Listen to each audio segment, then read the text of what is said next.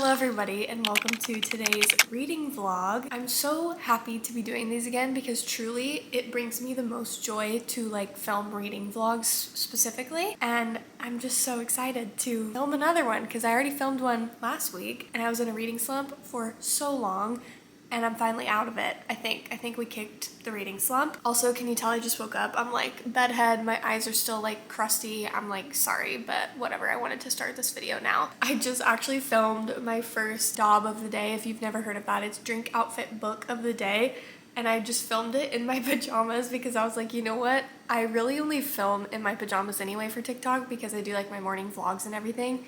And it turned out pretty cute, I think. I think it was kind of cute. But anyways, today's reading vlog is just going to consist of us trying to read books that I haven't read that are on my TBR. And we're going to try and do books that I already have. I have quite a few books in my physical TBR that I haven't read yet.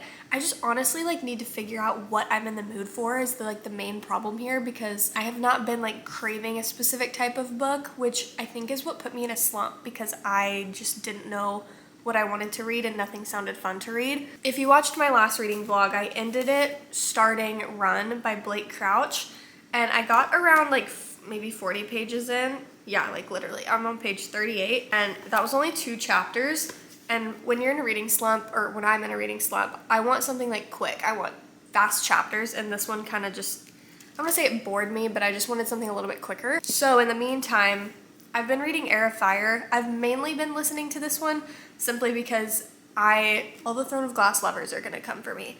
I'm not loving the series, and I just can't find myself caring enough to pick up the book and spend my time reading it. So I've been listening to it while I did a reset yesterday. I listened to it when I'm doing some stuff on my computer, but I am on page 453. So we're gonna try and get this one finished before we start another book. And I was told by one of my friends, I was like, I might take a break after reading Heir of Fire, take a break from Throne of Glass, but I don't know if I'll be able to come back to it. And she brought that up. She was like, you might not want to come back to it if you take a break. So I think I'm just gonna continue on. I think Queen of Shadows is next. But I'm trying to get all of Sarah J Maas's books read before the new ACOTAR series, or the new ACOTAR books come out in, I think it's November, but I'm so ready for those. And I've been told you have to read Crescent City by my cousin. She was like, no, it's all gonna tie in. So I'm trying to get them all read, but I don't know if I'm gonna have the time, honestly, because I want to care about them when I'm reading them, you know? I don't know. I might just pick up a romance book. I might pick up Funny Story by Emily Henry and try that one again. We're gonna see where this takes us. And first off, we're just gonna try and finish Heir of Fire.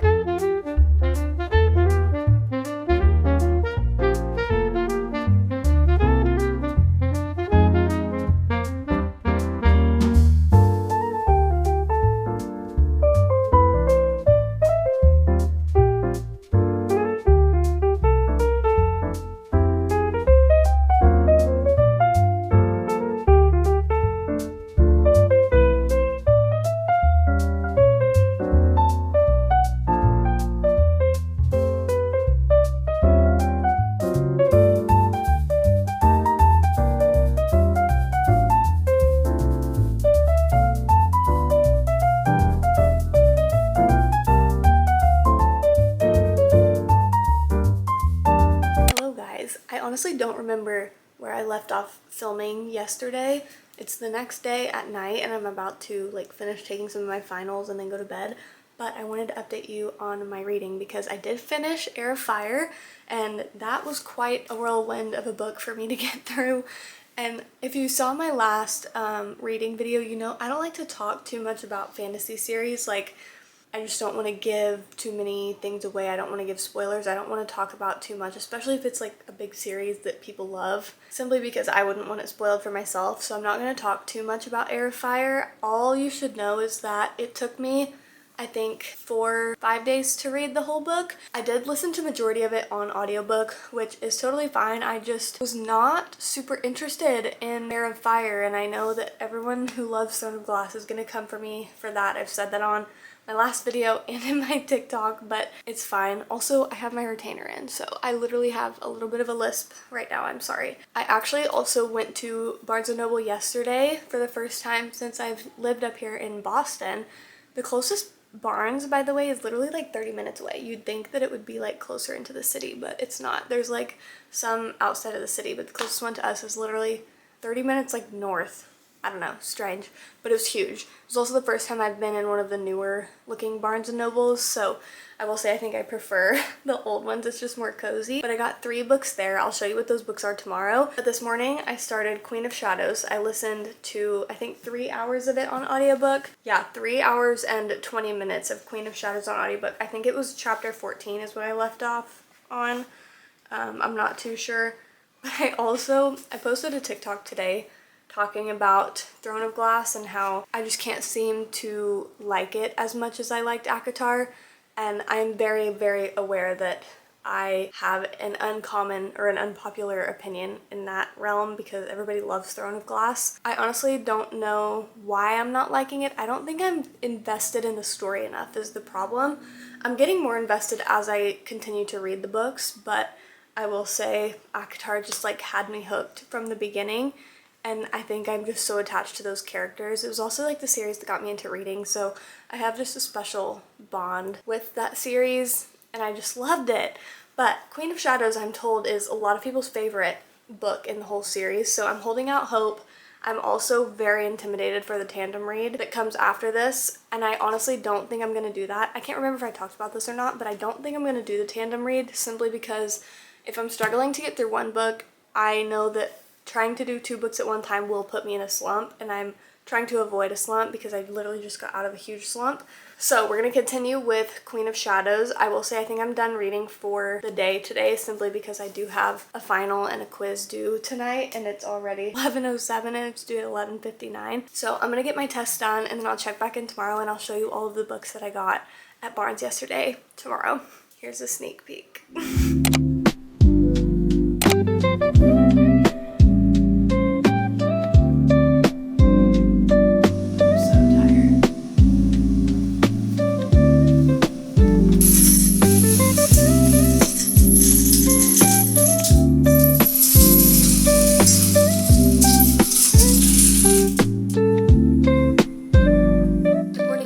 I wanted to do a little update on the books that I got at Barnes the other day because I have not been book shopping in so long, and when I tell you walking into Barnes was like a breath of fresh air the other day, I was like in heaven. I think I don't know, I was so excited to be in a bookstore again. Not even a reason why I haven't gone to Barnes, there's just, again, there's not one super close, so I was excited to be able to go, but I want to show you everything that I got. Also, side note, I've been making a honey cinnamon latte at home, and I have the espresso bean dialed so perfectly, and it just tastes so good. So, little happy celebration moment of the day.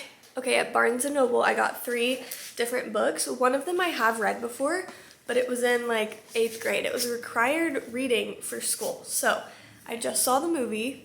Can you guess what it is? The movie just came out. I bought the Odyssey. I've never owned Odyssey. I also only own now 2 classic books. I've never really been into classics for some reason. I'm really wanting and trying to get into them.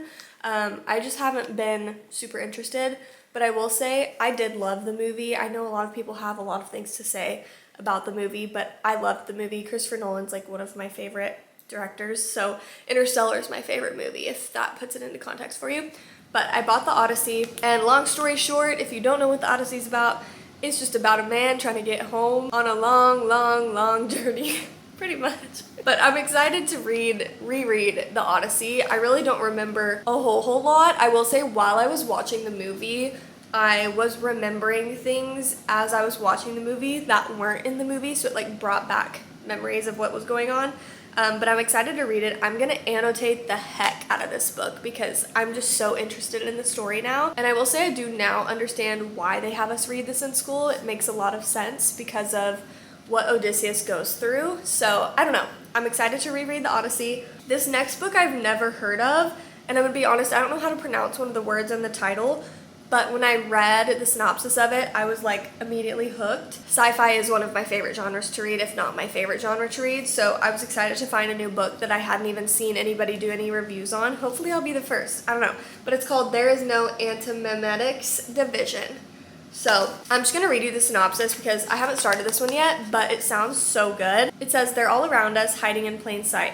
One could be in the room with you just to your left. You could be seeing it right now. But from the second to the next, you'll forget that you did. If you managed to jot down a note, the paper would look blank to you afterward.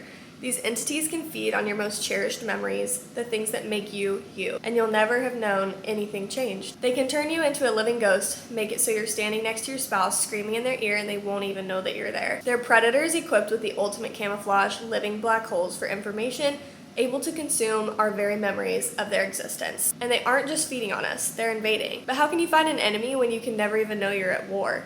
How do you contain something you can't record or remember? Welcome to the antimemetics division. No, this is not your first day. It sounds so good. I'm so excited to read this. I also saw that Blake Crouch had a review, and he's like my favorite author ever. So I'm excited to read this. I'm probably gonna read this next. Again, I'm in the middle of this freaking book. Guys, I think I talked about it a little bit last night, but I need some motivation to finish Throne of Glass. I am gonna be targeted for this statement. I don't know how people love this more than ACOTAR. I really don't. Maybe I need to finish this book. Everyone says this is like one of their favorites in the series, but I don't know. Anyways, back to my little book haul. I also bought No Matter What by Cara Bastone. I've never read a book by her, but I see reviews about her books all the time, like with the booktubers that I watch. And this one just sounded good, so I wanted to pick it up. I also haven't read like just a cutie little romance since I read Every Summer After. And that one I feel like was just more summery romance. I don't know if this one doesn't feel as summery when I read the back of it. And No Matter What, we're following Roz and Vin, and they're a married couple living in Manhattan, but they recently went through an accident and they're separating. Vin actually signed a new lease at a new apartment, so Roz is trying to fill her time in between like his move out date when he moves out. So she signs up for a figure drawing class, and she goes on some of these adventures with her best friend Rafi, but it's actually Vin's younger sister, so she's married to her best friend's older brother, but they're separating, like I said, so we're just gonna follow their story. And it says on the back too that Vin offers to let Roz draw him, so we'll see what that entails. But I'm excited to read this. It doesn't feel super summery, which I'm kind of over the summer books. I'm ready for fall. I'm ready for fantasy. I want cozy fall romance. I'm done with summer books. I don't know. I really wanted to read, what's it called? Oh, Our Perfect Storm by Carly Fortune before summer's over. But I honestly think I might save that for next year. I don't know, guys. I have not been in the best reading mood. The best way to describe it is I don't know what I want to read, and I think that that's what put me in a slump so bad the past 2 months. Coming out of the slump, but I will say it's hard coming out of a slump when you're not enjoying what you're reading as much as you thought you would. I want to love Throne of Glass. I really do. I'm trying so hard to love it, and I've continued to read it. But every book, I'm like, maybe the next one will be better. And I don't feel like that's how it should be with this series. I feel like, especially for something so beloved, Throne of Glass, I feel like you should be looped in and roped in and, I don't know, whatever, from the beginning. And I just haven't been. So I'm really thinking about an ACOTAR reread simply because the new books are coming out. But I've also heard that Crescent City is like a required reading for the new books coming out. So I'm trying to finish Throne of Glass. I want to read Crescent City. Those books are giant though, a little bit intimidating, but I really want to read those, and then the new ACOTAR books. So I don't know, I'm excited to read this fall is what I'm trying to say. But I think today I'm gonna continue Queen of Shadows. I'm on chapter 14, page 121, and our apartment has the cutest little reading room downstairs. It's like dark and they have books. It's like a little free library. People like take and put books back just so you can borrow other people's books. It's really cool. So I might go read down there for a bit. I also might go to the roof. It's really pretty day out. I want to get a little bit of sun, so either go to the roof or the pool and just continue reading Queen of Shadows. And I also might start one of these 2 books. I did actually start this one the other day. I'm only on page 8, but I might start reading one of these also. And if I go to the pool, I'm probably not going to take Queen of Shadows to the pool. It's just so big.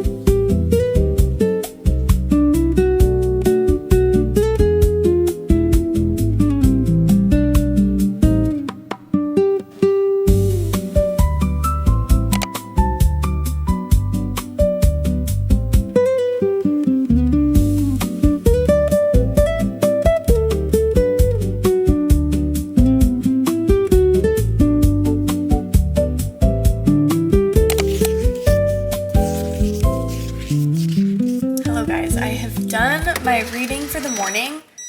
Oh, clearly. My coffee maker needs to be filled with water. It's mad at me.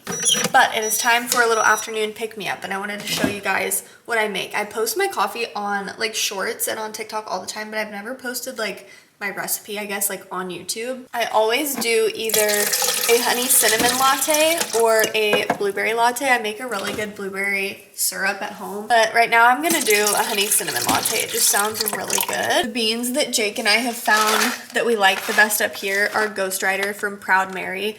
And Proud Mary is actually based out of Australia, but one of the coffee shops here sells their beans and they work really, really good in our grinder on the Breville.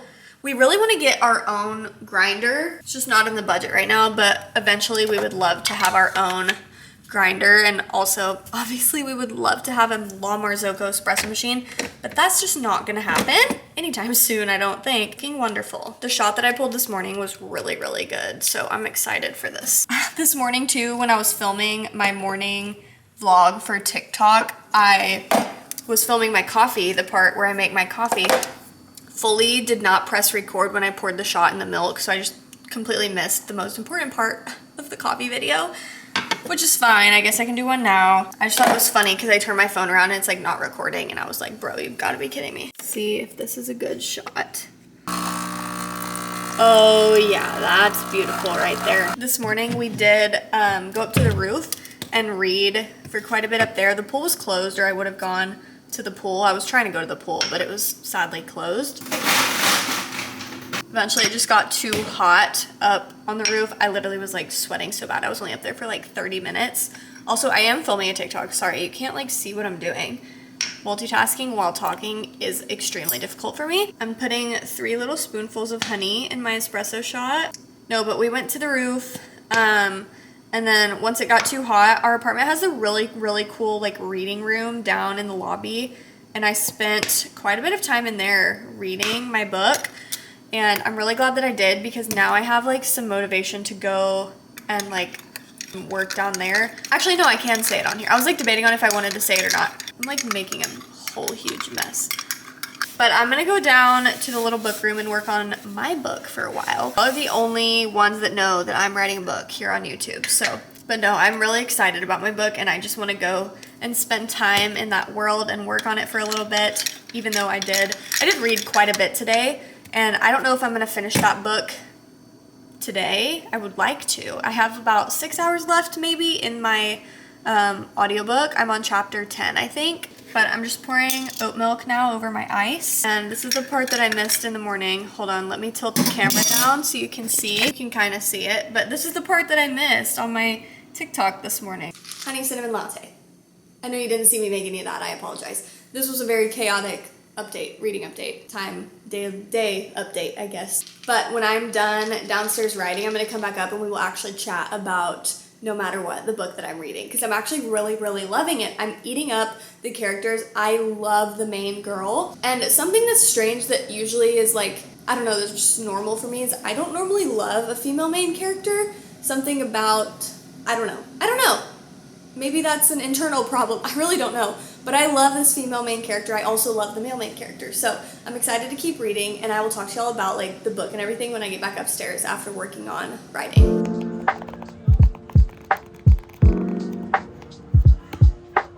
Wow, do we have some things to chat about? I literally wrote notes for this book because I loved it so much that I didn't want to forget to talk about anything. Okay, first off, I would like to say I started this yesterday morning. I'm already done with it. So, reading slump, bye-bye. See you later, it's gone.